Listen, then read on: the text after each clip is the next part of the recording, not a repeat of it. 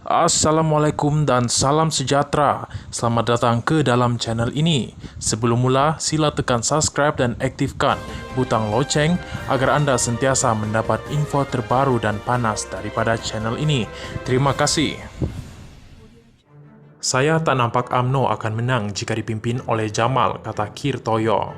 Berita penuh. Prestasi buruk Barisan Nasional BN dalam pilihan raya umum ke-15 khususnya di Parlimen Sungai Besar antara faktor penyebab Dr. Muhammad Kir Toyo mahu kembali ke gelanggang politik dalam pemilihan parti kali ini.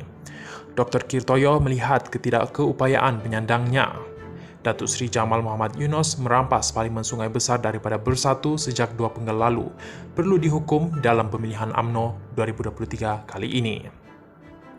Peningkatan kekalahan BN Sungai Besar dari 714 undi pada PRU14 kepada 5,843 undi PRU15 dilihat sesuai yang serius dan Dr. Kir Toyo sedia menawarkan diri untuk memulihkan parti dari akar umbi hingga ke pimpinan tertinggi.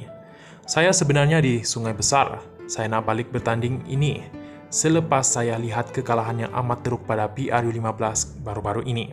Saya menangis malam itu. Saya terfikir sejak menjadi ketua bahagian 10 tahun yang lepas prestasi BN sangat buruk. Saya perlu kembali untuk memperbaiki UMNO, memastikan UMNO menang balik di Sungai Panjang dan menjaga maruah UMNO.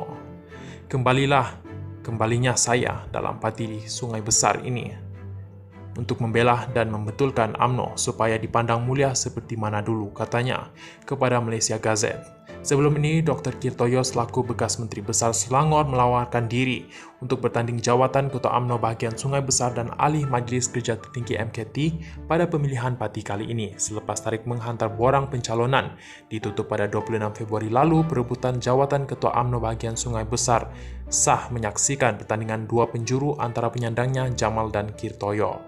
Ketika mengimbas kembali kekalahan BN di Parlimen Sungai Besar sejak 2018, Dr. Kir Toyo mendedahkan antara puncanya termasuk pertelagahan antara calon BN dan pengarah pilihan raya sendiri.